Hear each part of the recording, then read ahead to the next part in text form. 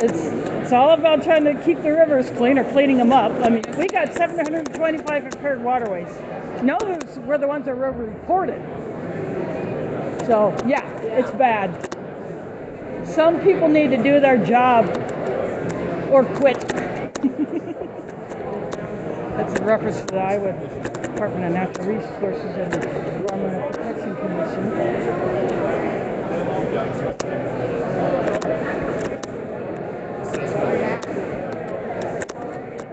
This is Trees Forever. It is a group that promotes saving trees, planting trees. Because what trees do is they filter the carbon dioxide out of the air and release oxygen, which we breathe.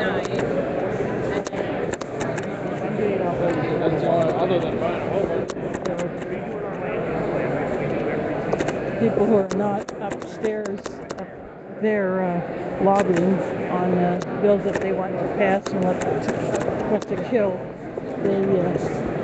They're down here. And the members of the organizations talk to each other.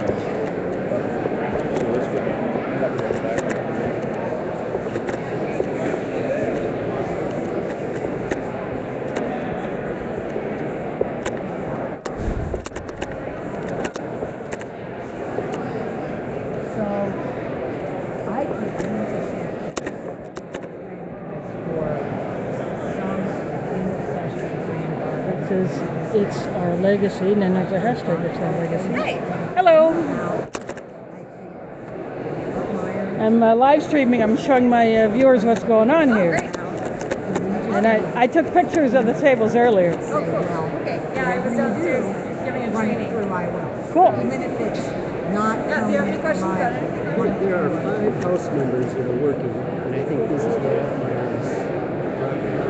I'm a city slicker, but I drink the water. You know, I eat the food that comes from the soil. So. And yeah, we got 725 impaired waterways in this state. That's 726 too many.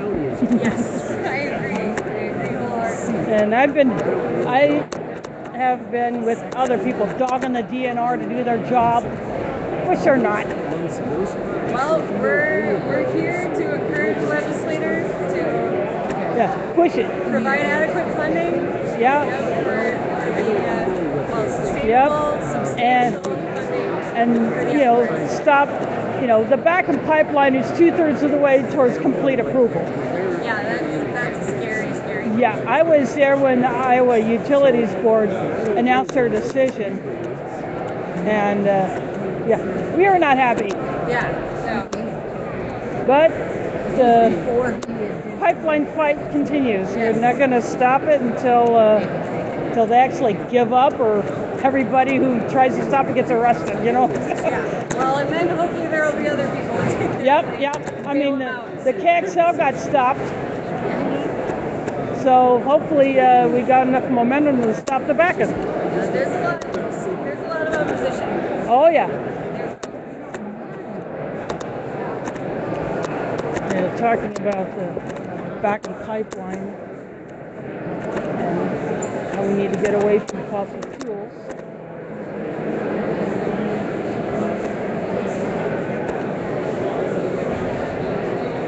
This is Nature Conservancy. This group has been around a long time.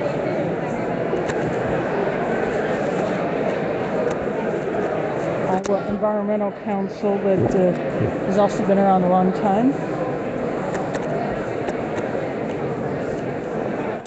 Someone made a mock-up that looks like a license plate with the word REAP on it.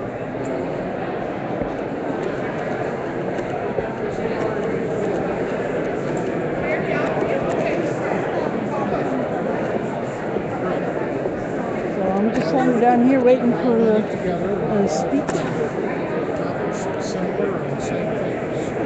Here's a poster about monarchs and milkweed trying to increase milkweed availability for monarchs.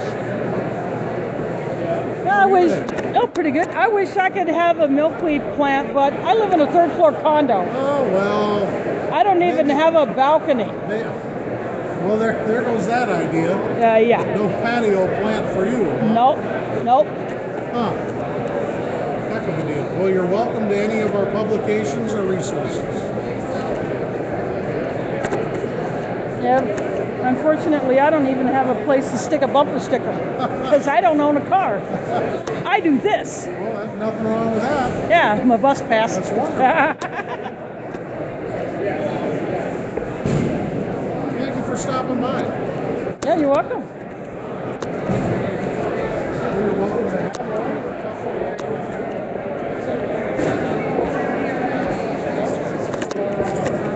Trying to get some funding to support local food development co-ops, CSAs. They have this is Anything that can a bag create a of market for people that are support family farms. Yeah, which is the biggest growing part of our membership, frankly, because people are doing great things on little pieces of land.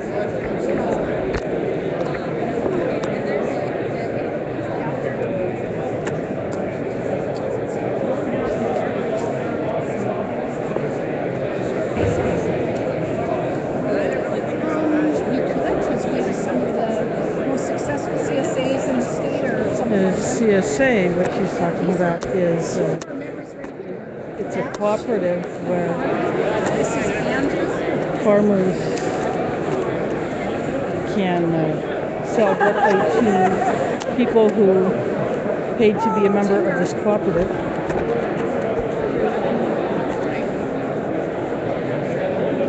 And they get monthly deliveries of produce. Which is who we are partnering with in a coalition about pesticides. It says proud to be a family farmer. I can't do that since, like I said, I live in a third floor condo. They're taking, when people are hanging out down here, I think they're going to get ready for the speech.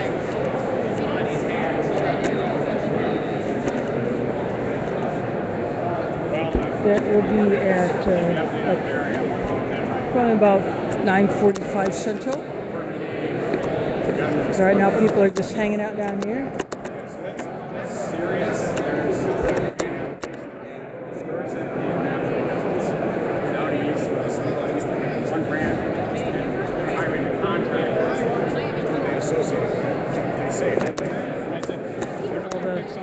The speaker will be right there where behind the podium where the there's a couple of people talking there to the left of it.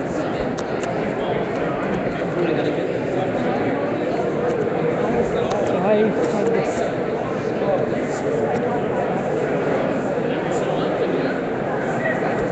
so before I went live, I was telling a couple of people how to get on the building's Wi-Fi.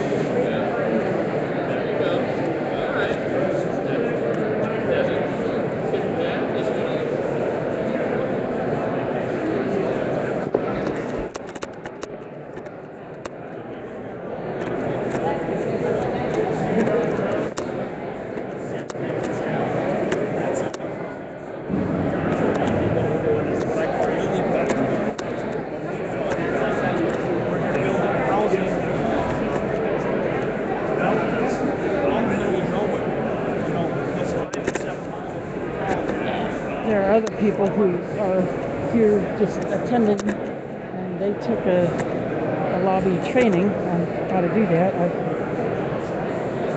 Just how the process works of filling out a level slip, which I've streamed before. And presenting those to the door attendant, and then he or she takes that in to look for the particular legislator. If he or she is not available, then the door attendant or the clerk will come out and say that that particular legislator is not available. And at that time, they can leave contact information for future follow-up, or just try again later.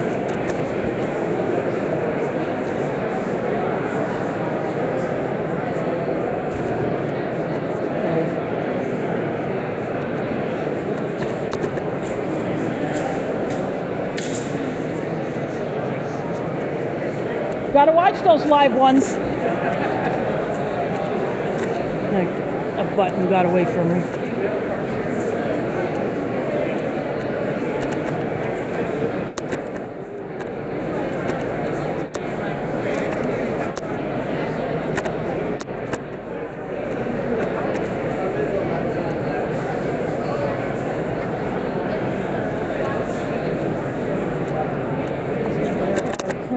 There are a few bills that are being targeted. One trying to get the Iowa Department of Natural Resources to do the job, to give them more funding.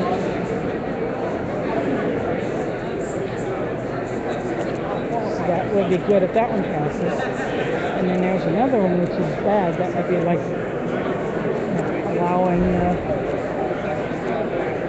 factory farmers to use other methods to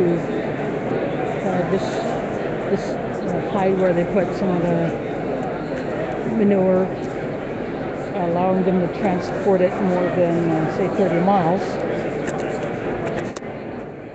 This could be dangerous if the truck springs a leak that holds the tank, or if it's put on a train and the rail car leaks or the train derails.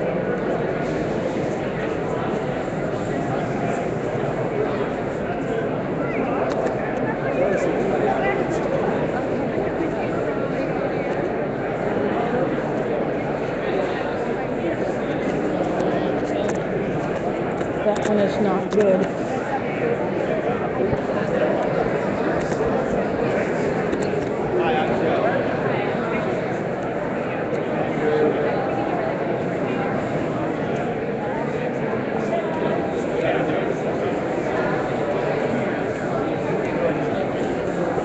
We're going to start our speaker program here in a couple minutes, so if you gather around the podium, that would be great. Thank you.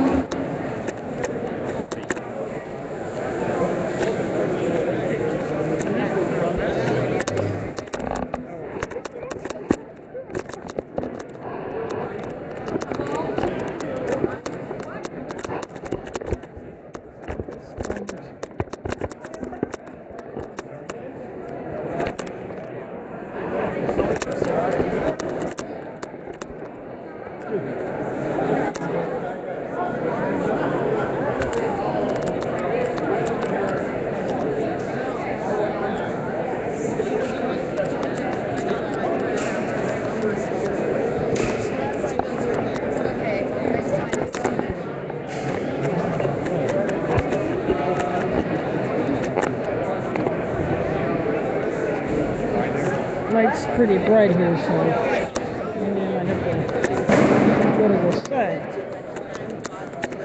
Yeah.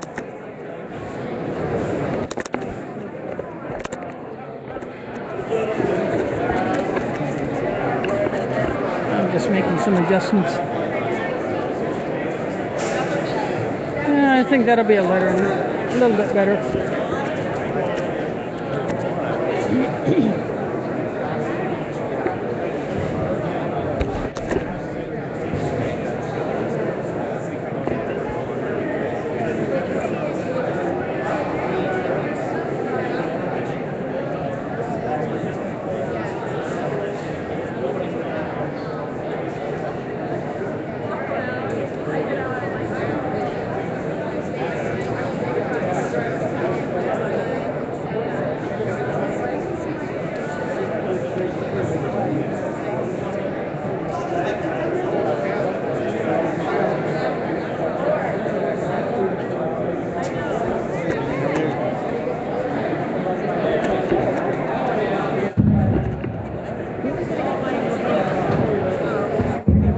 It's on. Good morning.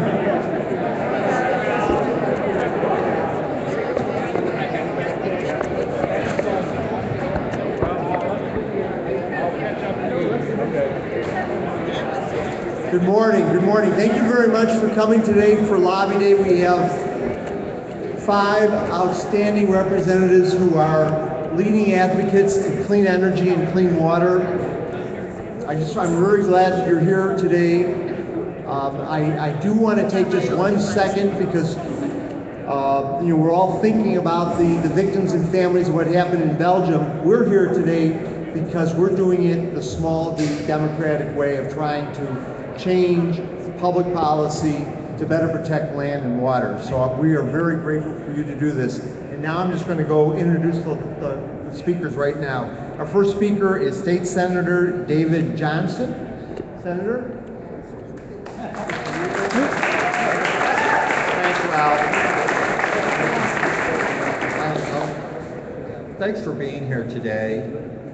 It's a real honor to represent this state and of course my great area of Northwest Iowa that includes our greatest natural tribute to the glaciers that used to be here, and those are our beautiful Great Lakes. And we certainly want to keep them a reason for people to come up and enjoy and preserve them for those who live there. I just remember, I've been around here a while, and I just remember back in 2006 when a special task force was appointed, a broad-based task force that brought together natural resources organizations, farm organizations, urban organizations, and people sat around a table, made a recommendation to the legislature that perhaps the best way to ensure that we have money for soil and water conservation, water quality improvements, monitoring, parks, just to keep them up. You know, we have beautiful parks if we could just keep them up.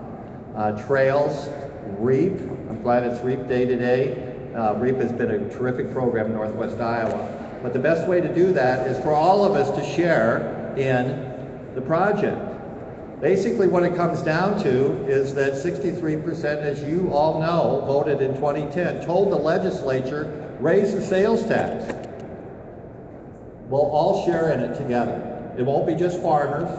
It won't come out of the general fund, which we need for education. We need a dedicated tax to a constitutionally protected fund.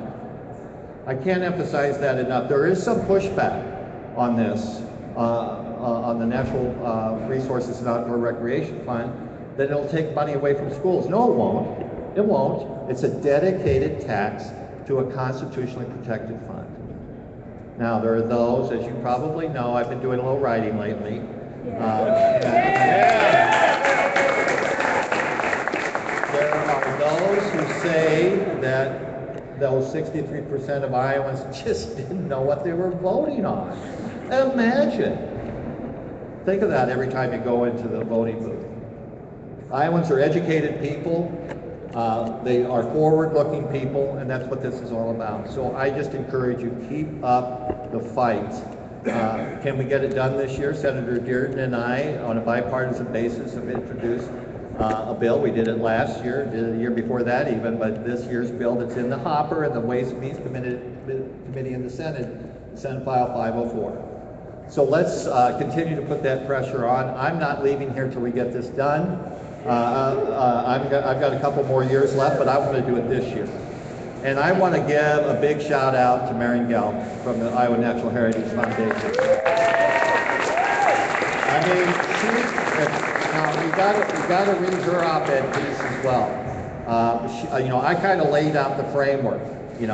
Is that this isn't going to be a big land grab. This is something that people want, and there are some people who just don't have a plan. I would just say, if we've got the Iowa Soybean Association on board, we ought to have every farm organization on board on this thing, because it's in their best interest. And for those people who don't believe the Des Moines Water Works lawsuit is an issue, is a real troublesome issue for this state and its farmers,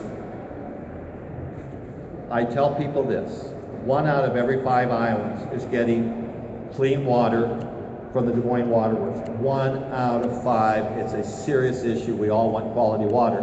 So it's a big, broad-based thing. A dedicated fund to a dedicated tax to a constitutionally protected fund. It's as easy as that. and we need to get this done. Because the anger that's out there on both parties, among independents, is that they ask government to do something and they don't do it. They don't follow through. Okay, that's the message this campaign year. Well, let's not make the same mistake here in Iowa. You know, I love this state. You all love this state. And we want to leave it for generations to come in an even better place than what we found it. So thanks for being here today, and thanks for the opportunity to say it to you. Thank you very much. You know, I failed to mention that clean energy and clean water issues are bipartisan or nonpartisan.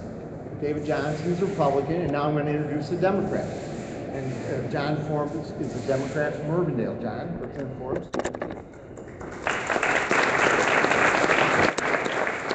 Well, thank you for being here today. It's a busy day here in the legislature. In fact, I've got to run back upstairs just as soon as I'm done talking to go back to caucus. As we're our goal here this year is to try to get out of here on time, or maybe before our scheduled May 19th date. So we're working very hard to do that, and of course education funding is going to be the key to getting us out of here on time, and I'm hopeful we can get that taken care of very soon. Well, I'm here today to talk to you about what I've done in my practice. First of all, I'm very proud to have been a part of the legislation last year that increased our solar tax credits from $4.5 million to $5 million. And I'm always going to try to work hard to make sure that we can put as much money in tax credits to incentivize people around the state of Iowa to move towards more renewable energy resources. Well, I like to somewhat practice what I preach, and in my practice, I'm a pharmacist. I have a pharmacy in Urbandale, and when I built a new building a couple years ago, I designed it to be able to put solar panels on the roof. And so last year, last fall, I started the project of installing 90 solar panels on my building in Urbandale. I built a building of about 4,000 square feet, and we were able to cover most all of that 4,000 square feet with solar panels made here in the United States, which I'm very proud of.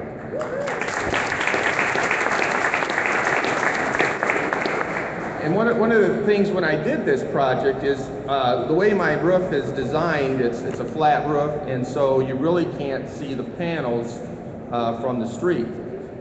So what I did is I installed a TV monitor in my pharmacy, and as people come in the front door, they have an opportunity to view real-time the power production that my system is producing for my pharmacy. So I spend part of my day when I'm at my pharmacy educating the public on the benefits of solar power generation. Now, my system that I put in generates about 85% of my electrical power for my pharmacy building, and I'm very proud of that. And we love nice sunny days like today. We see a tremendous amount of production, and now as the days are getting longer, we're seeing a better production in solar power. The payback on my system, as a businessman, I had to also look at the business side and the economic side of doing this. And with the tax credits that I received from the federal government and tax credits here from the state of Iowa, my system payback is about 8 years. And so the system is designed to last about 25 years. So after the 8th year, all the power that I generate will be basically at no cost or very low cost to me, so I'm very proud of that. Some of the figures that my system will do is it's the equivalent of planting about 17,000 trees. It has the equivalent of eliminating about 1.4 million auto miles, if you look at what that would generate in carbon. It also eliminates the CO2 emission from the equivalent of about 83 homes here in the state of Iowa, and it reduces the amount of coal burned here in the state of Iowa by about 355 tons of coal. So as you can see, just a small business here in the state of Iowa can have a major impact on our overall state and our environment. So I'm very proud to play a small part of that, and I'm going to continue to advocate for incentives for businesses and people around the state to move in this direction. Thank you very much.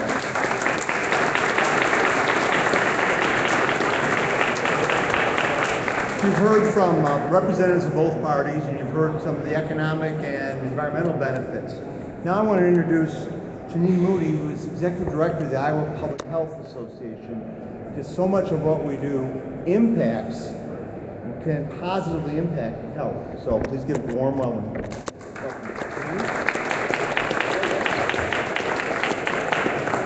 Thank you and good morning. It's my privilege to speak to you today on behalf of the Iowa Public Health Association, whose mission is to be the voice for public health in Iowa through advocacy, partnerships, and membership services. We welcome the opportunity to bring a public health lens to the critical environmental issues facing the state of Iowa. Public health is what we do collectively as a society to assure conditions in which people can be healthy, and public health matters to every Iowan every day. From the moment you turned on the tap this morning to brush your teeth with safe, fluoridated water, to the lunch you might eat at a smoke-free restaurant, you're welcome, and hopefully recently inspected restaurant, am I right? To buckling your child into a car seat after school, public health touches every Iowan every day. The roots of public health practice were in addressing environmental causes of disease and originally focused on infectious disease related to poor water and air quality, unsafe disposal of waste, and environmental sanitation. The health of our environment is absolutely foundational to everything else we seek to accomplish in improved health outcomes. Today, IPHA has been invited to speak to the public health impacts of climate change and water quality, and policy solutions to mitigate the associated health risks and ultimately protect the health of Iowans. At their core, these issues are issues of health equity, because not all Iowans are equally protected from related adverse health outcomes. As you know, your zip code is a better predictor of your health than your genetic code. Vulnerable populations such as communities of color, the elderly, young children, and those living in poverty or with chronic illnesses bear the greatest burden of injury and disease related to climate change and water quality. The science is clear. Climate change is a serious threat to human health. It threatens the health of our communities via extreme heat events, air pollution, flooding, drought, and infectious disease. Increased mold and pollen exposures precipitate allergies and respiratory diseases such as asthma and bronchial toxicities. High daytime temperatures increase particulate matter air pollution and ground level ozone, associated with diminished lung function, increased hospital admissions and ER visits for asthma, and increase in premature death. As lake and pond water heats up, toxins are increasingly formed by cyanobacteria, which are harmful to humans whether in drinking water or exposure by swimming in affected water. High spring rainfall events exacerbate the situation as they bring agricultural and lawn fertilizers into the water, and sometimes raw sewage, all of which support the growth of cyanobacteria. Infectious agents are increasing risk because Iowa's climate changes permit survival and propagation in mosquito and tick populations. West Nile virus may simply be the forerunner to the introduction of other insect-borne diseases that were formerly restricted to tropical and subtropical regions. For example, malaria, dengue fever, and chikungunya. The Iowa Public Health Association stands with the American Public Health Association, the National Association of City and County Health Officials, the Association of State and Territorial Health Officers, the Centers for Disease Control and Prevention, and the World Health Organization and other science-based public health organizations, and calling for immediate action to mitigate the existing and coming health impacts of climate change. Local and state health departments across the U.S. are actively organizing and planning their response. However, we must also use policy levers to address the health impacts of climate change. IPHA has worked to increase awareness and generate support for the U.S. Environmental Protection Agency's Clean Power Plan to reduce 30% of carbon pollution from existing fossil fuel-fired plants by 2030. Most recently, IPHA joined 30 other national, regional, and state health organizations in signing an open letter to the nation's governors, asking them to continue to support and advance the Clean Power Plan despite the U.S. Supreme Court's decision to place a stay on its implementation. I just mentioned some of the risks to Iowa's water quality and water supply associated with climate change. However, additional threats persist. Water has a profound influence on health. A minimum amount of water is required for consumption each day just for survival. But the influence of water on health goes far beyond this, as water is a principal medium for disease prevention. Surface water is under threat from environmental contamination from algal growth, geological formations, point and non-point sources, and antiquated infrastructure. Groundwater may be contaminated from natural resources, including arsenic and radon, due to local hydrogeology or from severe contamination of the soil, from hazardous waste dumps and leaking underground storage tanks. Properly treated water may become contaminated yet again after it leaves the treatment plant and enters the distribution system due to infrastructure in need of repair in many of our communities. Iowa's water quality issues are complex and severe, but for the health of Iowans, our solutions must be collective. We must promote the basic right of all Iowans to safe and affordable drinking water. IPHA supports funding the Natural Resources and Outdoor Recreation Trust Fund as a vehicle for addressing the degradation of Iowa's water quality.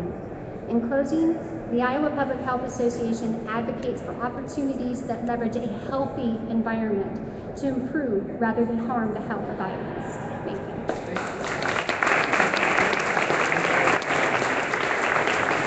Thank you, Julie. Don't forget to check out the Iowa Public Health Association website to learn more. Now I want to introduce Joe McGovern, who heads the Iowa Natural Heritage Foundation.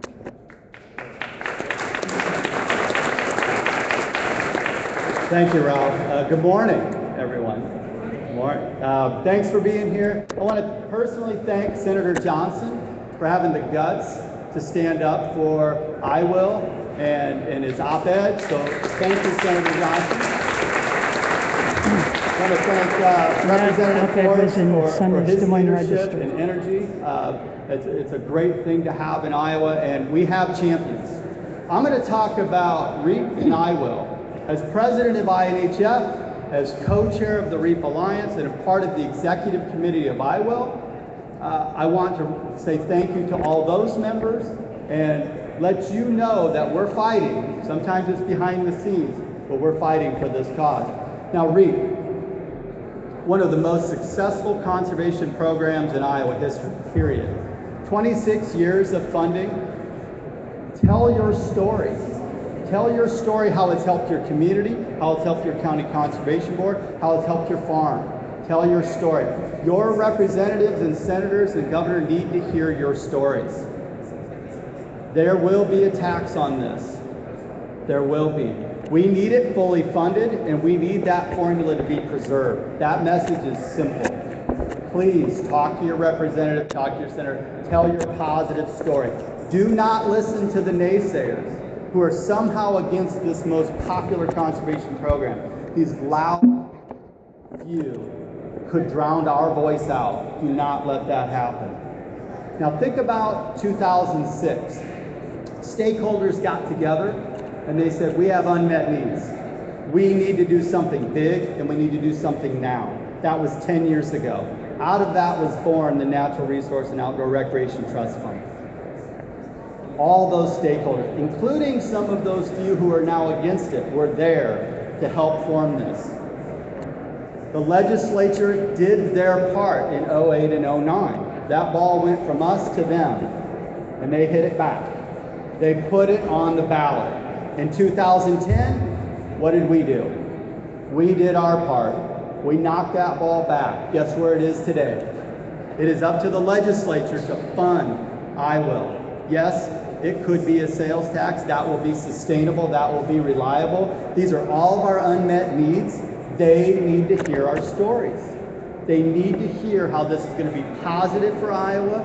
Do not listen to the naysayers. Do not let these vocal minorities drown us out. So please, please talk to your representative, talk to your senator, talk to the governor, talk to leadership. The message is simple. Fully fund the Natural Resource and Outdoor Recreation Trust Fund. Keep that formula the same. In 06, we addressed all of our unmet needs.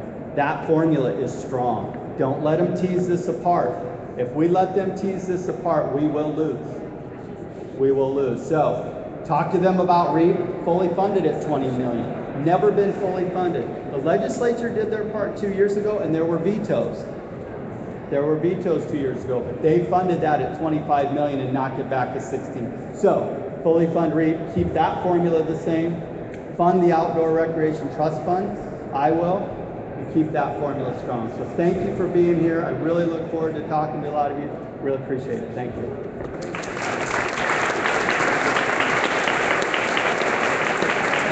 Listen to Joe, actually should listen to all the speakers. The next speaker I want to introduce is Tim Dwight. Tim is president of the Iowa Solar Energy Trade Association. Tim. Hey, thank you. Thanks everybody for being here. It's good seeing a lot of people down here from Iowa City and others, and senators and folks that we've worked on bills. My name is Tim Dwight. I am the president of the Iowa Solar Energy Trade Association. We're a small little outfit, about 5 years old, that kind of got started on trying to, jumpstart the solar industry, because it's been moving around the country over the last about 10 years. Germany really got into this back in 2004, and we've started to see this technology really expand.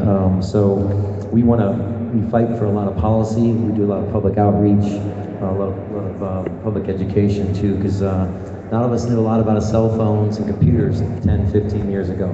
Well, not a lot of us know about solar power and batteries and the grid structure and how it's evolving, and it's very exciting to be on energy. So I'm going to talk a little bit about the solar industry here in Iowa and where it's kind of been and where we're at and where we're going. So really, solar started in Iowa about 2009, 2010. Alliant Energy had a rebate program that was very successful, and it was lasted about 5 years. And it really started to ramp up some interest in solar. So us group of installers that got together and integrators, we decided to create the association and get up here at the Capitol and create policy. And to create more policy like tax credits, like a renewable portfolio standard, like PACE financing, like net metering, like the value of solar tariff, all these things that now we're starting to understand what solar encompasses. This is a technology has been hidden away in the corner for a very long time because it's a disruptor of the paradigm today.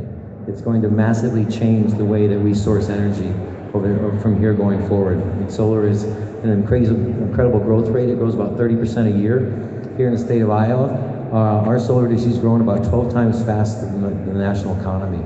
We've got about 620 some installers and businesses, about 40.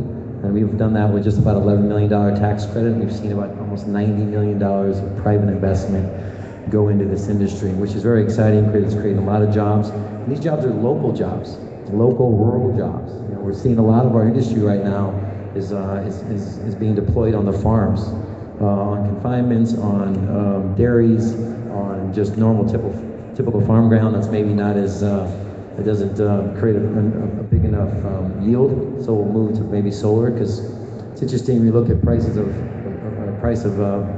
corn, and you look at what solar can do on the same amount of, and it's pretty stagnating the amount of money you can generate on a solar field. So we're trying to, move some of our farmers more into, this type of technology, because it's very solid state technology, very reliable technology. It doesn't move around, and it's not taking as much space as people think it does. As these cells get more efficient, everything is more efficient. So here in the state, we had a tax credit that was passed back in 2012. We had about 6 months to use it. We only used about 650,000 of 1.5 million. So the next year, we really just put our head down and worked hard in the industry, and we were oversubscribed by $500,000 on the next year. So we went back and got more money the following year. We were $2 million oversubscribed from the new amount of money that we got. So we see this industry really starting to take hold here in the state. As people get more excited about learning how they can make their own energy, you start to see solar gravitate more. So it's important to understand that these policies are huge, and we've done a really good job, I said, of doing solar tours, of getting the legislators out to see the small businesses here in Iowa and the homeowners here in Iowa actually use this technology, and how it makes them more competitive in the marketplace. It cleans our air, it creates local jobs, it creates great tax base. It's really neat to see these results that we're getting on just a small amount of support. So we try to set it to really push harder, because solar is the next step in the energy paradigm. We're really starting to see it gravitate everywhere in the world. Last year in 2015, we were installing about 1 megawatt of solar per hour in the United States. It was maybe a couple years before that, it was maybe like 30 or 40 kW every hour. Now it's over 1 megawatt. And this year is going to be a really big banner year since we had the investment tax credit extended to 2022, and people are just starting to understand that solar is a good investment. I mean, the gentleman, John, was up here earlier, 8-year payback. Okay, well, that's about a 12% return on your money. You know, in your bank accounts, what are you all making? Half of 1%. In CDs, you make 2.9% for 3 years. Solar, you're making 12%, 15%. He's paying cheap energy costs for Mid-America at 8 cents. Some people in our rural areas are paying 14 cents, 15 cents a kilowatt hour. That's expensive energy. It's almost energy like California costs. So these technologies that we're working on with wind, with solar, and with efficiencies, we are making our societies and our communities a lot more sustainable, and we're keeping our money inside our communities. We're not letting it go back out to Wyoming where all our coal comes from. We're keeping it within, and that makes us stronger. So I just want to thank everybody for coming. Appreciate the opportunity to speak. This industry is really moving forward, and it's going to be a lot more exciting when people start putting more modules up on their homes and getting more involved. So thank you.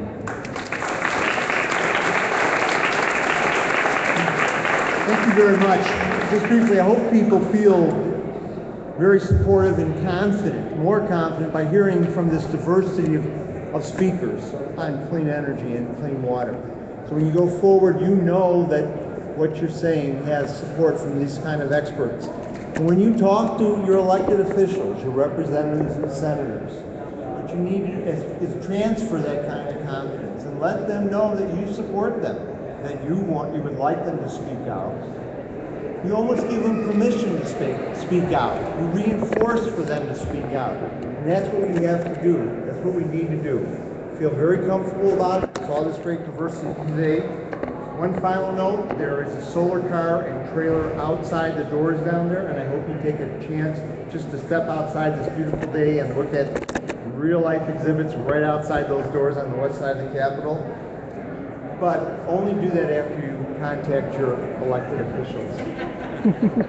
Any questions, let me know. The Iowa Environmental Council is grateful for you to be here today, and also grateful for all the nonprofits and government entities that had the tables. Thank you very much.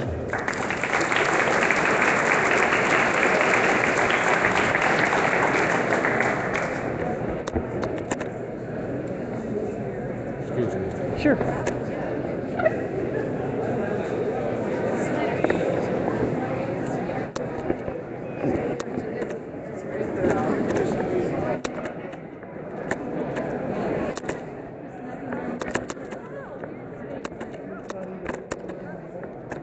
So that will conclude the speeches. Okay.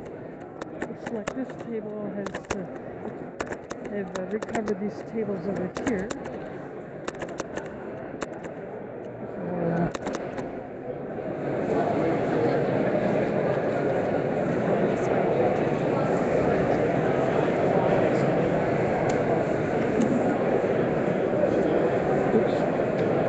There we go.